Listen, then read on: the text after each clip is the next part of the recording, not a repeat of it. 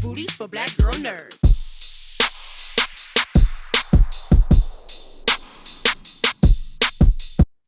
Hi, Hi. Gabrielle. Hi, Keith. How are you? Hey, how you Good. doing? Good, good. I love the rom-com genre, and I love rom-coms about Black love. So the perfect find was perfect for me. Yeah. So Gabrielle, starting with you, Jenna is leaving the familiar and starting anew. And she's leaving her mother's house, she's leaving a long-term relationship, and now she's starting this new job and meets this new guy. So do you think Jenna jumps into a relationship with Eric because she's going through this transition and this process of starting this new journey, starting this new life, essentially? I think when she hit rock bottom and her mom is like, "It's time. Pull yourself up, like get off the ground and we're going to figure this out." She made that pivot, that first pivot where she's like, all the things I validated myself with, the job, the man, the home, all the things, they're gone. So who am I? And what does bring me joy? What am I shooting for? And she was like, I'm just going to start over and it's going to be glorious and be open to where life might take me. And I don't think she was thought she would be signing up for older woman, younger man thing, but she was open to it. You know, she was ultimately open to it. And Keith, for you, Eric is under the wing of a very overbearing mother, Darcy, played by the great Gina Torres in this film. Do you think the reason why he chooses to be with an older woman is as an act of defiance towards his mother? I think some of it might be. It can be. I think just even if it's subconsciously, like it's just him wanting to make his own decisions and knowing that whatever decision he's made is the right decision, no matter how anyone feels about it. And I don't think Eric would disrespect his mother to try to hurt her, but I think he will do whatever makes him happy, regardless of how she feels. And I think like subconsciously maybe, yeah, but I wouldn't just say outright. It's one of those things where you just gotta be Eric to know. What's going on in Eric's head over there? Yeah, right? Gabrielle, you managed to always play and these vulnerable women who are very open and very honest when it comes to these stories that deal with romance and romantic storytelling. What's the common thread that makes these women so appealing to you as a performer, as you have worked on all these different roles from both movies and TV throughout the years? They don't give up. Like they don't get up. They get knocked down. They get knocked on their ass, but they don't stay down. And they're like the stories, like in the sense of there are some common themes to the types of characters I like to play, but the ones that are extra fun, they not only get up, they get up with some extra spice. And now they're cooking with fish grease. And like, wait, I'm open to all the possibilities. Everything is on the table. Let's go. And that is so exciting because I haven't always done that in my real life. I'm like, well, if it worked in the 70s, it should work now. And I don't see why we should change it. And the reality is life changes every day. And if you aren't open to the possibilities, you will miss the possibilities. Amen to that. A question for both of you. We'll start with you, Keith. What is your perfect find right now? Doesn't have to necessarily be a relationship. It could be a new movie, new TV show, new hobby. What's your perfect find right now in this moment? My perfect find right now in this moment. Oh man. This might be corny, but I feel like this movie is my perfect find, for real. Like I really feel like it's just that moment in my career where I'm really happy. I mean, I've been happy with projects I've done in the past, but this one is really, I hold it close to my heart. It's really special for me because I feel like I reached a potential that I was trying to reach for so long, and I didn't know I didn't understand how to really get there. And this film helped me understand that and how to get there. And now I'm just like, damn. So what's that next step? You know. But this one has kickstarted that, and I really do feel like this is my perfect find. I know it sounds corny and like I probably rehearsed it, but I promise you, I feel like this moment is this film for sure. That was Yeah. good. That was very That was good. good. Way to stand, Brad. Well, I mean, because I was gonna say I'm my best perfect find because I keep changing and I'm figuring it out and I'm learning to be not to approach every situation in a place of I wish a mofo would, but giving people the grace and constantly managing expectations to allow what is to be what is.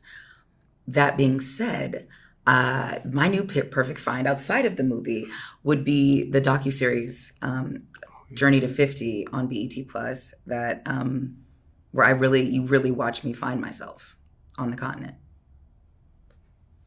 And my colleague Giandra interviewed you for that, and that was an amazing docuseries, and we can't wait for everybody to see that when that premieres. Thank you, Gabrielle. Thank you, Keith, so much for taking the time to talk to Black Girl Nerds, and have a wonderful premiere. Thank you.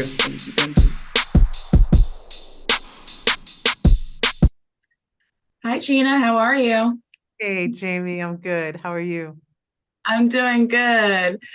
Listen, I absolutely loved The Perfect Find, and I loved you in it. I thought that Darcy was giving off some Anna Wintour vibes a little bit. Yes, yes. Her personality is not exactly like Anna or Miranda Priestley from The Devil Wears Prada, because there's a bit of softness to her. How would you describe Darcy? She's a mixed bag. She is a complicated woman, but the one thing that's not complicated about her is the love that she has for her son and the passion that she has for her work. And so when those are your 2 points of entry, right? Because first you're a single Black mom to a son, and then you are this incredibly powerful Black woman in an industry that is quite unforgiving. Like where do you find the balance? Like where do you create one? And as we see in the movie, she's not always successful at finding the balance. Right. And it does take its toll, and there are sacrifices to be made. But I love that. I love that about her, because she continues to grow and she continues to level up to the situations that she's put in. And speaking of Darcy's relationship with her son, she's a bit of an overbearing mom and a little bit overprotective at times of Eric. A little bit. A little bit. But why do you think that is? And do you think that has an impact on the choices that he has in his relationships? I think there's always that sense of it's you and me against the world when you're talking about the relationship between a single parent, and especially if it's an only child. You are each other's best friends, you are each other's supporters, it's a very sort of, it can be quite a dysfunctional, codependent existence. And he's a little bit of a late bloomer. Clearly, he has a great deal of love for his mother, but he's also at a point in his life where he really needs to separate from her and make his own decisions.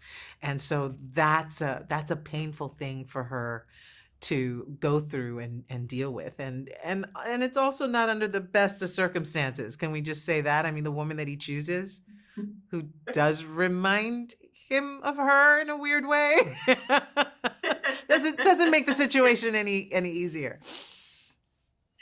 Darcy is a very charismatic and colorful character that we get to know in this film. And she gets to wear some pretty cool outfits. Yeah. I love the wardrobe in this film.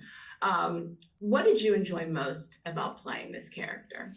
Oh, the wardrobe was a huge factor. I didn't know until I got the part, but it was so informative in terms of how far I could push the character, because if she's going to show up to work in that, That means my boundaries just got stretched. So that was a lot of fun. It was a lot of fun to be able to play all that. What is your perfect find right now? It doesn't necessarily have to be about a relationship. It can be about anything, movies, TV shows, a new hobby. What's your perfect find in this moment? In this very moment, I have I have discovered the Aperol spritz. I have to say that is my perfect summer find. The Aperol spritz. I'm here for it. What is, I am so sorry. What is that? Is that like a new It's a drink. Yeah. fountain drink? Okay. It's a drink. It's a cocktail. Yeah. Ooh, It's a okay. cocktail. It's the perfect summer cocktail, as far as I'm concerned. Well, I'm going somewhere very warm this week, and I am going to try that summer cocktail. There you go. For my trip. I highly recommend it. Thank you so much, Gina, for your time. Thank you for talking to Black Girl Nerds. This was such a lovely film, and I loved you in it. Thank And you. all the best to you. Have a wonderful premiere. Thank you. Thank you. You as well. Take care. Bye.